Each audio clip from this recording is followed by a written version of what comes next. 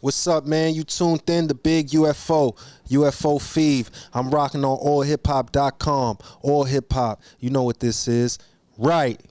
What's going on, world? It's your man Chuck Creekmur, aka Jigsaw, here at One World Studios, and we have none other than Harlem's own UFO Feed. What's good with you? That's right.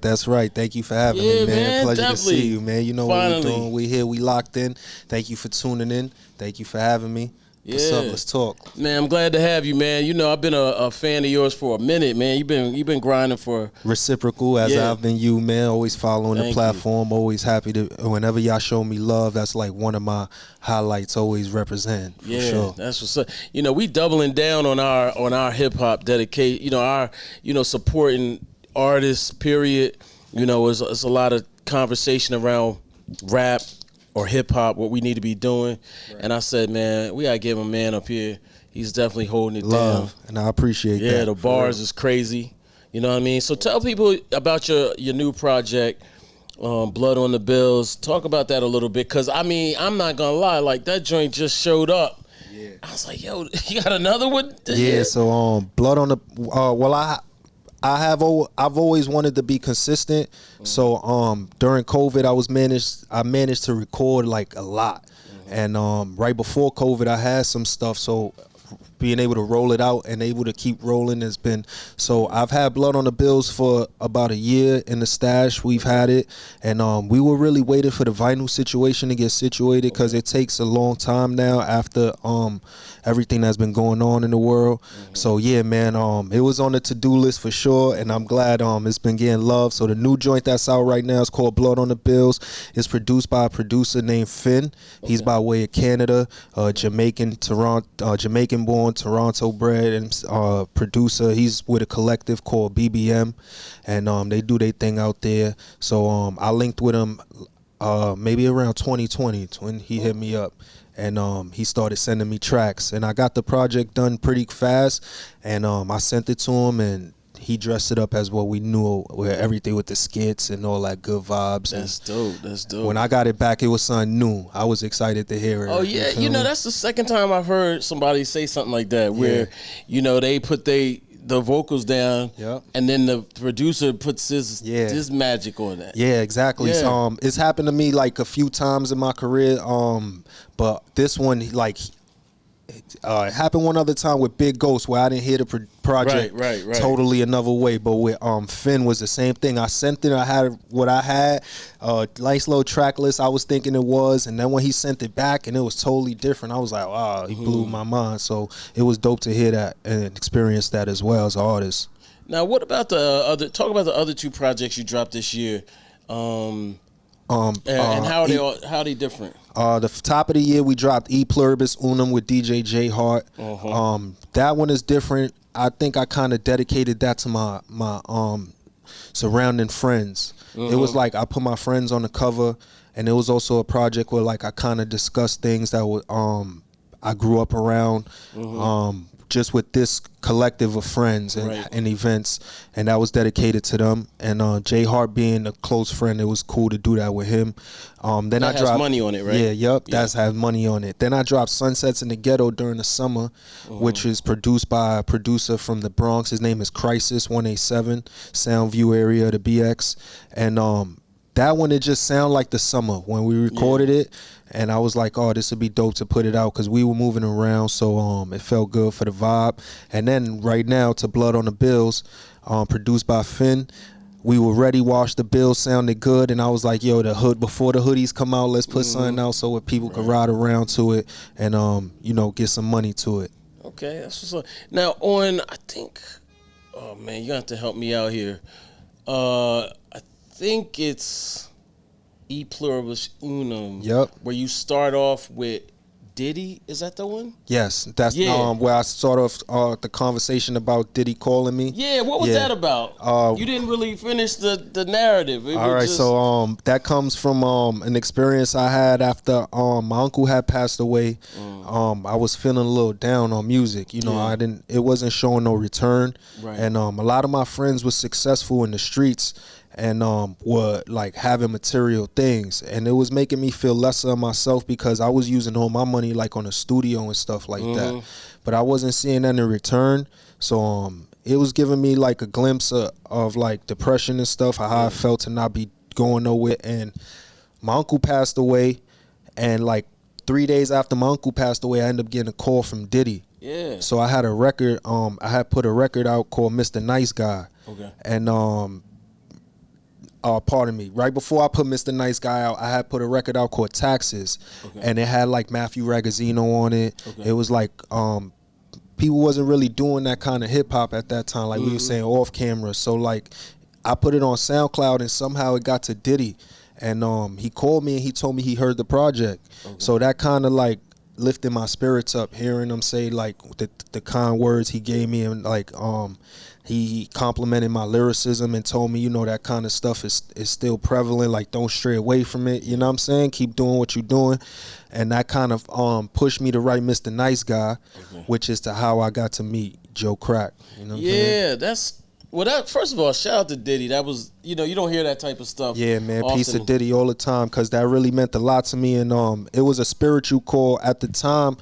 You know, hindsight is always 20/20. I knew it was. I thought he was gonna come save me, but like after a few weeks after I started understanding like where the call came from and what it meant, I knew it was a spiritual call. Because even the conversation we had, like I don't feel like it was me talking. It kind of like flowed as if like it was emotion. Like I was so happy to hear from him and stuff that I was saying things to him that kind of would like, he was throwing them back like, oh, you know, God bless you too, man. Like, you know, it's good to hear you doing your thing, you know what I'm saying? So it was like, all right, something that uplifted me spiritually. Dope. Now, before we talk about Fat Joe, tell, you know, you have a connection to Diddy that's from your neighborhood, you know? Yeah. Black Rob. Yeah, Black Rob. Shout out to Black Rob. I got my name from Rob, the Feed part. I used to rhyme in the neighborhood. I'm from Jefferson Projects and Johnson as well. My mom's and my dad from across the street from each other. Yeah. So I was raised like throughout the whole neighborhood. But like my family was heavy in the street, so I would like not want them to know I was rhyming because I didn't want to embarrass nobody or nothing like that, because at this time rappers weren't like successful. We ain't see any. So Rob ended up getting on, and it kind of changed everybody's outlook of like everybody in the neighborhood after Rob and Depp got on with rappers. Right. Like it just happened overnight. So I started having to like battle people in the projects, you know, from one night to another. It was like, yo, oh, you think you rhymed such and such rhymes, such and such rhymes, and it started going down like that. And as I was climbing the ranks, Rob seen me one day, and I was so modest that I ain't tell nobody. I ain't tell my dad, my mom, nobody. Only like my cousins of my age group knew. Right. And Rob was like, yo, man, I heard you got a little fever out here. I heard you hot. So I was like, after I heard, like it hit me like Rob knew. I was like, my name gonna be Fev. Like Fev is gonna be Fever. So I cut the Fever, cut it short to Fev, and the UFO comes with just knowledge of self and having to flow amongst, you know, everybody and just be different, and unidentified flowing object. Okay. And then just with the Fev and his UFO Fev. So Rob, being around Rob and Depp early, I got to see a lot of their success too, them hanging out around, and my dad managed Rob early on as well. Okay. So we got to be around for a lot of his early successes and see him rise and stuff. That's crazy. Small world, man. Rest in peace, Rob. Word. Yeah, definitely. So I was at Rock the Bells with my man Wonder, and we backstage, we getting busy, we interviewing everybody, right? All of a sudden we see this big crowd walking by. We like, yo, I was like, there's Fev, he's with Joe. Yeah. And y'all was on the go, man. We couldn't even. I was like, nah, I'm not jumping into that because I'm gonna look crazy. Yeah, Joe. Rock the Bells. He had his family. Whenever Joe got his wife and his kids, it's like militant. Like he don't really move the way he would move if he was dolo, and he's for the people, and we actually shaking hands and hanging out. But when he got his wife and his kid, he moved straight to where he's going. So that was that Rock the Bell. So I'm always gotta like, It's even them situations with me where I gotta stay with them or I'm getting left behind. I gotta be outside and they not answering the phone after that. So you better be with them, because once they get to where they going, they post it up and they chilling. So Rock the Bells was awesome, man. Awesome experience. The stadium was packed, right? Yeah, hot outside, people were enjoying themselves. Yeah. And it was a great experience. To carry a couple people out of there. I seen it. I seen it. Definitely. What's your relationship with? I mean, I don't actually know the I know y'all cool, but I mean. Well, Joe is like my mentor. He's like a big brother. We started off as business. When he discovered me, he wanted to get a situation. Right. Unfortunately, it didn't work out. Okay. You know, we couldn't find the right situation for me. So I was able to stay independent and do my thing. Yeah. He helped me out with a few records, like the joint with Spice. You know, I got a record with Spice. Yeah. I got a few records with him. You know, just moving around the industry with him as well, getting the experience. He's taken me around the world. I've been blessed to go with him to Dubai and London, all these places, get to see with him and rock the stage with him whenever he needs my assistance. But he's just like a big bro and a mentor, you know what I'm saying? So y'all don't have any paperwork signed or nothing? Nah. That's really dope. Now, there was a lot of talk. In fact, when I told people I was going to interview you, they was like, yo, he's on Roc Nation. He's on Roc Nation. Yeah. And I was like, I would probably know if he was on Roc Nation. That was actually the situation. We had two situations. We had one over at Roc Nation that was going to go down. Okay. And Joe just so happened to stray away from music. You know what I'm saying? Just happened to have success in other things during the run while we were trying to formulate a lot of the plans, working on music for myself. Him working on a lot of albums that he had wanted to give people that I'm sure if y'all heard the music and stuff, y'all would be like, oh man, that I know that is, you know, people always want to hear certain Joe. It exists. Yeah. He got that album. Oh, you know what I'm saying? Okay. But, you know, we're not going to hear it? If he gets time, man, you know, he's chasing the bag. He got the book, he got the TV show coming, so he got a lot of multimedia things going on. Me, I'm still musiced out, so I'm doing my thing, but I'm working with cats like Cool and Dre, LV. Yeah. You know, I got stuff with Smitty over there, a bunch of up and coming guys, and as well as well named guys. I got some music with Rottweiler. Okay. I'm hoping we could get find a place for, you know what I'm saying? So there's a lot of stuff we working on as well that keeps that allows me to carry the momentum. So when he do get in the studio, you know, if Flex does call him out, then I'm like, yo, come on, we in the studio. You know what I'm saying? Like, yeah, that's dope. What like anybody, most people I say presented with an opportunity to sign with Roc Nation would do it. Right. Like no matter what, they're gonna just say, yo, this is my shot. Right. But you didn't do that. Why didn't you? I was blessed to not be in a needy situation, not be in a desperate situation. Have good. I was also blessed to have some good mentors. You know, Easy LP is one of the earliest people that like supported me. Yeah. So a lot of my time spent like when we were dealing with the Roc Nation stuff was talking to Easy LP and linking me with attorneys and finding the right avenues and also taking my time. You know, I didn't sign right away. No paperwork that ever came my way because I didn't understand the business. So I would take my time, like trying to find the right people to pass it off to or find somebody to explain something to me. And sometimes it will be beneficial. It all ended up beneficial. It was no losses because even if a situation passed or it was too late, I understood what it was after, you know what I'm saying? I wasn't in a situation where I owe anybody any money or nothing like that. So I'm blessed, you know what I'm saying? That's what's up. Now wait, you said you had a song with Spice. Did you mean Ice Spice? No, the actual queen of dancehall Jamaica, Spice. You know what I'm saying? I was like, Free the world boss, let me make you know sure what I'm saying? I'm clear on this. The real Spice, man. Go check that out on YouTube and all that. Did we have her up here? We had her up here. Yeah, that's a fact. You gotta talk to Spice. I know you spoke to Spice for real. Yeah. No, actually, I wasn't here that day. I couldn't make it, so somebody else did the interview. She was up here though, right? No, that's dope. That's love, dope. Man. He was like, no, not that one. Not that one. And by the way, for the record, much love to Ice Spice and the whole BX though, man. She killing them right now. So shout out to Ice Spice. Why not? People gotta relax a little bit. Just chill out. Like, have fun, man. You know, they're young, man. She's young. She's killing them. She's a young lady. You know, you don't gotta agree with everything. Right. It's not for you, then it's not for you. Definitely. You know. Yeah. Now you are and I'm gonna say you're an MC, and you got a lot to say, man. Like Respect. I be listening. You know, you really gotta listen to your joints like 2-3 times. You know what I mean? And then even then, you still taking away something different every time. Right. What's your writing process like? Like what motivates you to crank out like so? Of course, some of them were recorded before, but for us, you know, it's all coming out like in succession. Yeah, no. I mean, the time frame doesn't matter with music. Obviously, you can record it.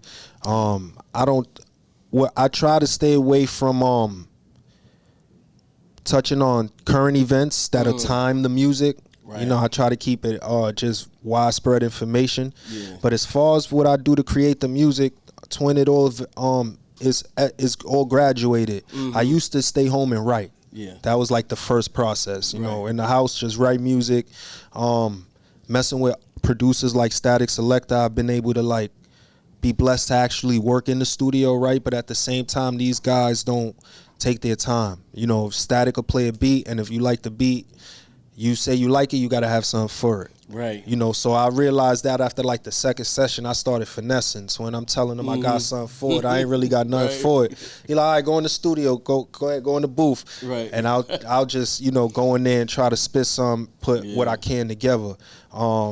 So now as I grew now, I like to go in the studio. I like the feeling of like how the younger guys write when they go in and they say what they feel and take their time and just catch the vibe in the studio.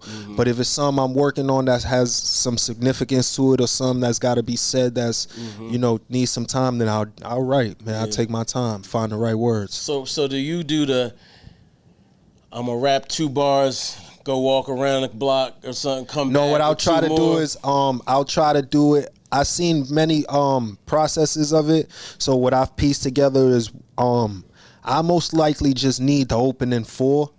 Like once I could get like the good opening 4, the rest will carry itself. Okay. You know what I'm saying? Gotcha. I could fill in the spaces after that. You know, I could start leading the rhyme. But if I don't have that strong opening 4, it usually just takes that, and then it takes a little bit of perseverance to find it. If we topic driven stuff, or if we free whirling it, then I'll drive around. You know, I'll go to all kind of thoughts, Twin. Now I saw you. I mean, heard you on a song with RJ Payne. Now you know RJ Payne. Every time I get on there, he trying to burn it down. We got 2 joints. We got Predators and we got Alien versus Predator. Right. Now when you got somebody like that, do you say, yo, let me put something a little extra on it? Cause I know. Absolutely. I mean, first and foremost, RJ's like, he's super dope. Yeah. You know what I'm saying? He did Eric Sermon's intro. You know, Eminem. Everybody loves him.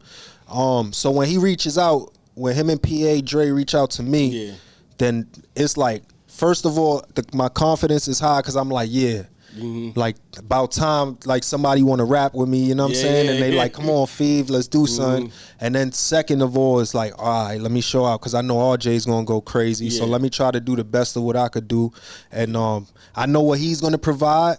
I know what he gonna do. Let me try to do some little, you know, all me, but a little different so that you can have 2 kind of spectrums of MCs that you would appreciate. You know what I'm saying? Yeah, I never got the sense that you, like, let me do, you know, like I'm gonna come outside I didn't want to do. I didn't want to because you know that's what somebody would do is try to that's like the natural, like if you want to be aggressive, like, but I love what he does, you know what I'm saying? What he does is already he's gonna provide you with them bars and them and them crazy punchlines and them ill metaphors, and even I'll be listening like, so I'm gonna hit you like from another perspective, you know what I'm saying? Yeah. So I know your pops was in music and you said your mom hustled a little bit. Right. Yes, sir. What was your life like coming up in Spanish Harlem? It was fun, man. It was official, you know what I'm saying? It was official tissue.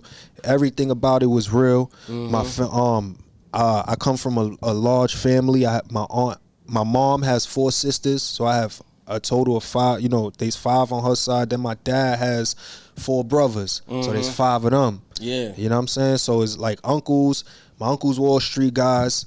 You know, shock program, all that early stuff, selling drugs, doing their thing. And then my aunts were the same way. Yeah. You know what I'm saying? It was like Yeah. 5 guys over here, but they were way, you know, much love to my uncles, but my aunts are like way more iller. Wow. You know, because they female, so it's Yeah. like just looks iller. You know what I'm Yeah, saying? yeah. When they holding it down and they running their own blocks and coming up, watching that stuff in the projects as well. Because whenever I wasn't with my family, I'm with my family. Mm-hmm. You know, I'm in the project, so like everybody's taking care of you or watching over you, or if there's a problem, you know it is like, yo, something's about to happen. We got to get out of here. It was those kind of things going on, and besides that, basketball. Yeah. Everything was basketball. My project alone has about 4 basketball courts, like 4 to 8 basketball courts. Right. So everywhere you went, there was basketball going on. You know what I'm saying? For some money or just for rec.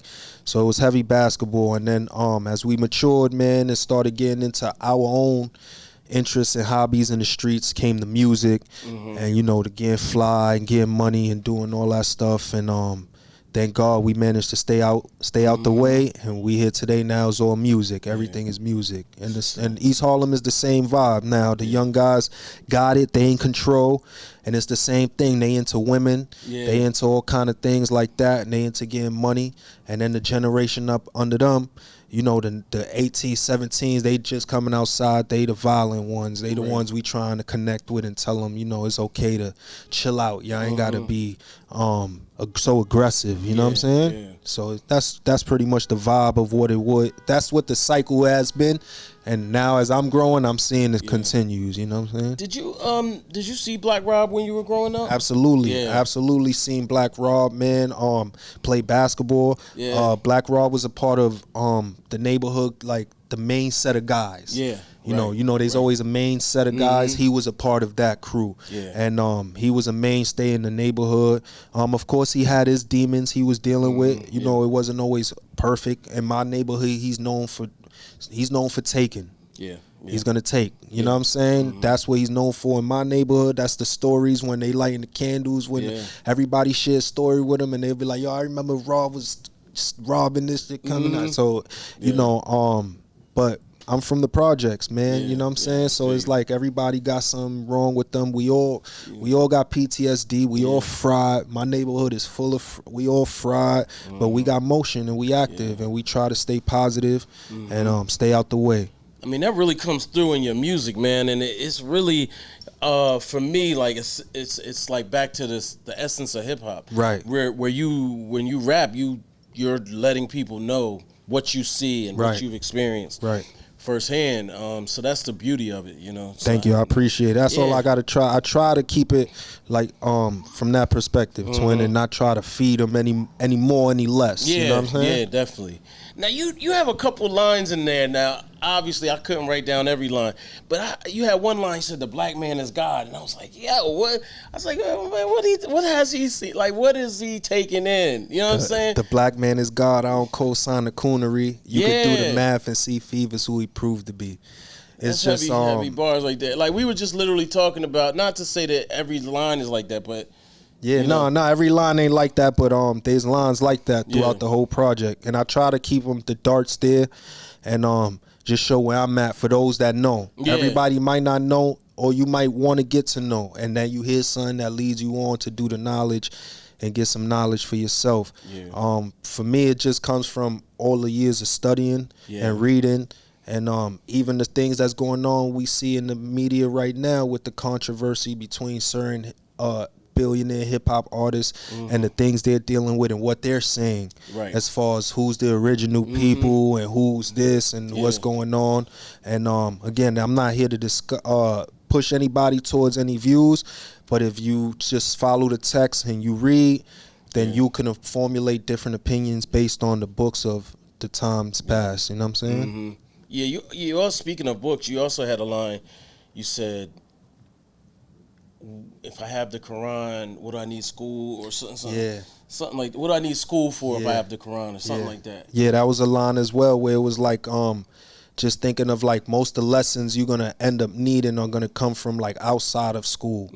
You know, school is going to teach you like a foundation of basic principles, and then you could carry it on to like, because you need to learn how to read, you need to know how to study math, and you need the basic education of dealing with other people. Yeah. So you get that from school. You get that from the basics of school, and then after that, it's up to you to educate yourself of taxes and money. Yeah. You know, educate yourself on women. Yeah. And protecting yourself around other things, and then you learn about yourself and your people and where they come from and who you are. Yeah. And the Quran is just one of those books where it's like, the Quran is the holy book that tells you to study all other holy books first. Right. You know what I'm saying? Then formulate an opinion of what's going on, because you can't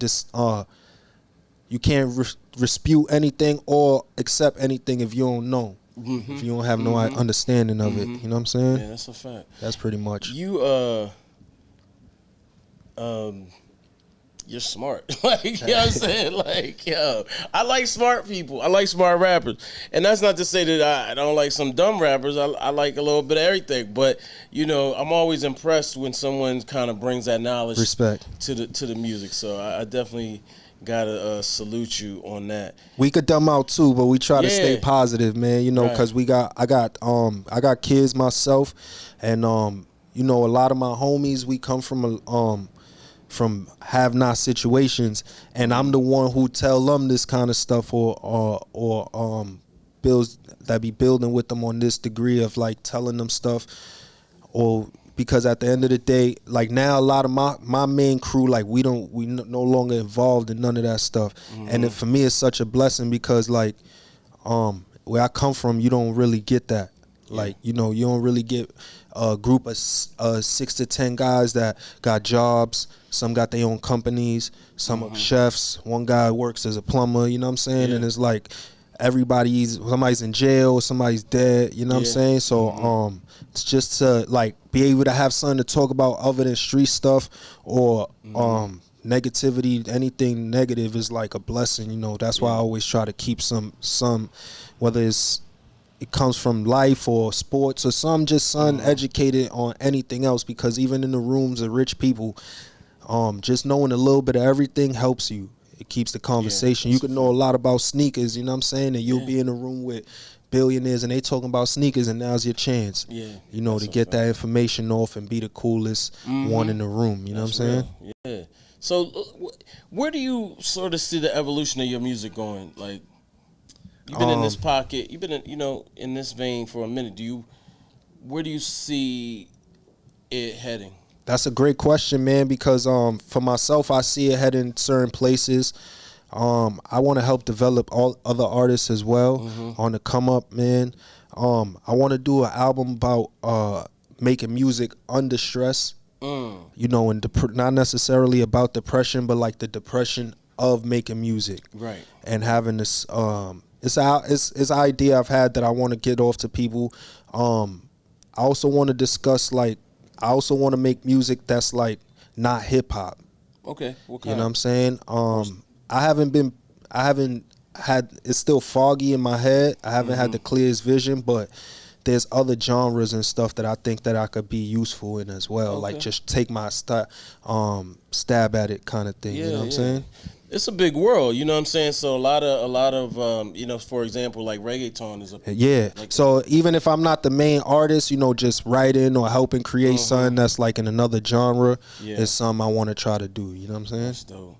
What do you think about the state of New York hip hop right now? Like we talk a lot about drill, but I mean, I feel like there's a nice little flow of underground. Yeah, I think we're in a good space, man. I think if you haven't educated yourself, you need to just take time to find artists that you find fits your palette of music that you like. Because like you said, I'm an MC.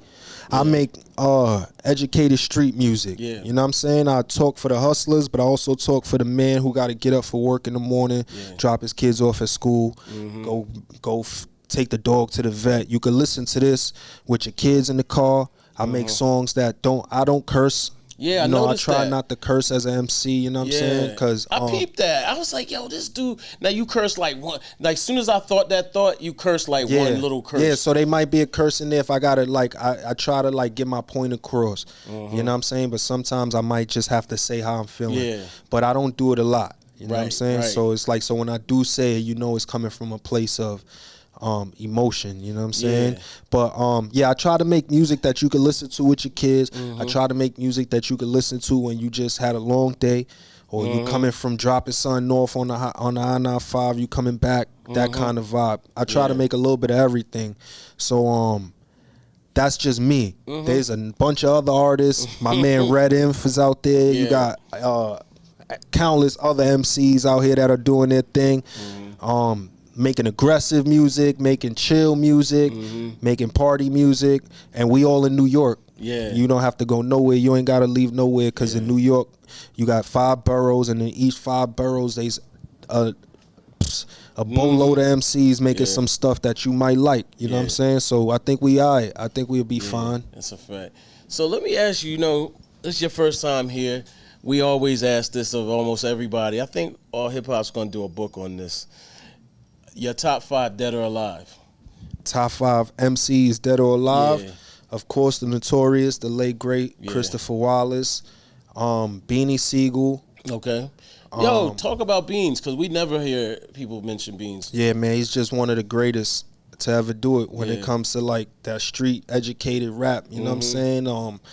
Told me about, led me towards Islam, or like studying it. You know, I'm not Islamic or Muslim, but just, you know, him putting his faith in his raps, you know, led me to understanding a lot of things. And yeah, Beans, man, just go listen if you don't know. Yeah, Biggie, Beans, Jay, Nas, and the last one I'm gonna have to give it, you know, yeah, I'm gonna go Scarface. Scarface, all right. Why Face? The Fix, man. Yeah. The album is amazing. You know, I don't want to be too New York biased. I gotta give some outside influence. You know what I'm saying? I definitely grew up on some South MCs, T.I., Scarface, Cash Money, BG. You know, I definitely grew up on them, Snowman, Jeezy. So I got to give some influence to them too, because they was a part of my growing up. Absolutely, same here. Shout out to Face. Shout out to Face. He was at Rock the Bells too. I guess when I'm from that cloth, probably like you, twin. I carry the MC at a high. I don't just think about like the rhymes. I think about like who they are. Like if they ill as, you know what I'm saying? They definitely ill as a person, as a man. You know, so Scarface is one of them. Like he's representing hip hop at a high clip. Yeah, definitely. So what else like do you want to accomplish? And you know, people don't think about this when they start out. But you've been in the game a minute. Do you ever get tired? Do you ever feel like, man, I want? Yeah, because I'm human. You know, they days I need to rest or not being in tune with everything that's going on. For the most part, I carry a motivational spirit. I stay looking forward, twin. It's a beautiful thing, experience, because nowadays it's like somebody new is always finding out about you. Yeah. So I've never been on enough to where like I get stuck, where I could fall off. Twin. Like I've never really been on to where like everybody seeing me and they waiting for the next play. It's always a new listener. You know what I'm saying? So like you might like E Pluribus Unum, right? And they somebody in the street that just told me they like Blood on the Bills. They ain't never even heard. They discovered me for Blood on the Bills, or they discovered me from RJ, or they discovered me listening to Ransom and it popped up on their Spotify. Like I get stuff like that. Like, yo, man, where you been at? Like, yo, man, I never heard of you, but yo, man, you one of the illest, you know. So that's like for me is motivation, because like I said, I've never been on to where like I could fall off enough. You know what I'm saying? Yeah, that's a fact, because I love Spotify in that regard, because if you do, I can't pinpoint where I heard you, but it had to be from a collaboration, most likely, because that it just works nice like that. You know, that's how I heard RJ. RJ did a song Ransom. They're straight like that. It was no like, yo, I'm gonna check this out. Yeah, yeah, that's only fair. Yeah, definitely. Do you run with any rappers? Like, do you, obviously songs are done, but I have relationships with like Gorilla Nems. That's my brother, you know. Y'all got one of the hardest records on earth. Like that joint. that box cutter jujitsu. Yeah, I'm like, oh my god. And the beat Big Ghost did that. Yeah, joint. Big Ghost did that beat. That beat is hard. Some of the people I talk to, or like I hang out with, Nems. Yeah. I have a great relationship with Styles P. Yeah. Shout out to Styles. He answers my texts, messages and stuff. Out the modern day, I talk to 38 Special a lot. On the phone. Yeah, Special's a homie. We talk a lot. Yeah. We exchange build gems and stuff like that. Other than that, you know, I'm outside really. I try to like keep it cordial with everybody. But yeah, those are the guys that I like. It's Gorilla Nems, you know, 38 Special, I holla at. Who else? Every time I see Ransom, I was on a flight with Ransom and his family to St. Martin with Joe. I had a show out there, so I met up with Joe in St. Martin, and I had the flight with Ransom. So it's always love seeing Ransom. He showed me love since the first time. Ransom don't show us no love. He won't do any interviews. For real? No interviews. Every time I see Ransom, he show love. But I can see why he don't do interviews too, man. He got that mystique where he's like, he keeps it a certain kind of way. I respect it now. At this point, I respect it. You know what it is. Yeah, definitely. You know what it is. And you're a family man too, which I salute. In addition to, you know, rest in peace, Fred the Godson too, man. Yeah, rest in peace. Somebody I rocked with as well. Yeah, definitely. That's a fact. Yo, man, I appreciate you. Anything else you want to tell people? Thank you for having me, man. Yeah. Shout out to everybody at home watching. Shout out to the whole high. Shout out to you for having me. Yeah. You know, it's like video music, but shout out. But peace and love to everybody, man. Thank you so much. Go check the music out. And I appreciate y'all. Or hip hop. Let me ask you this though. Do you believe in UFOs? Yes and no. Okay, I'm like a 50-50. Because what is a UFO? You know, that's a conversation, you know what, and then there's always something out there, twin. Yeah, definitely.